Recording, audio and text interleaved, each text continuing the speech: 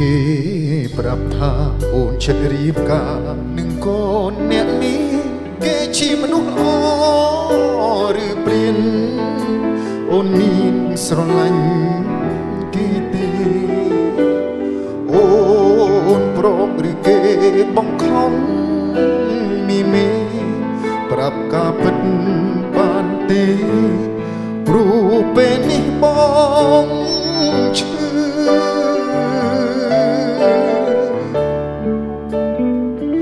ទៅរៀនភ្នំពេញដួងចិត្តទុនទិញសាងអនាគតអូនដែលបងនឹកបំផុតសែនរន្ធត់ពេលដែលបានលឺនៅមិនងងសុខត្រឡប់មកស្រុកឲ្យអូនបងភ្លឺឬអូនរៀបការជាការពិតឬព្រោះបងចង់លឺចេញពីមាត់អូនរៀបការថ្ងៃណាដិតសងសាចង់ចូលចូលដៃកុំដាច់អាចឡៃតួគ្មាននិស័យខ្លាយជាប្តីអនុស្សារីយ៍យើងទាំងពីរនឹងរលីសូ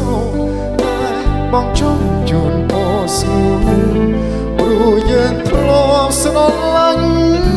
គ្នាអ្នកក្រចិត្តស្មងមិនស្ដាយក្រោយសងដែលស្រឡាញ់អូ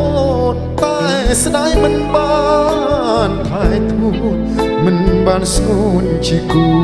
នឹងគ្នាតែបើថ្ងៃក្រោយគេធ្វើបាបអូនអើយវេទនីប្រាប់បងផងពុំងាយព្រោះទ្រូងកំព្រានៅតែចាំអូ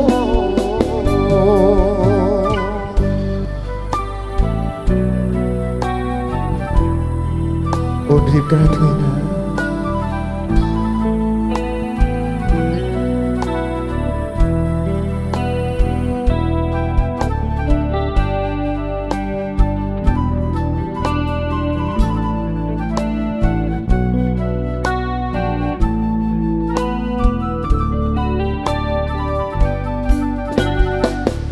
រៀបការថ្ងៃណាដែលសងសាចង់ចូលចូលដៃកុំដាច់អាចឡៃតួគ្មាននិស័យខ្លាយជាប្តី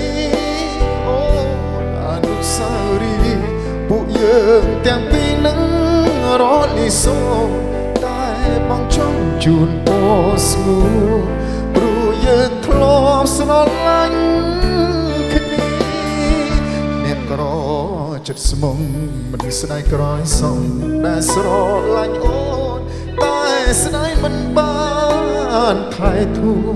មិនបានស្ងួនជាគូនឹងគ្នាតែបើថ្ងៃ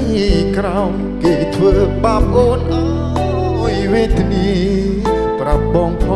ងពុំងាយព្រោះទ្រូងកំព្រានៅតែចាំអូ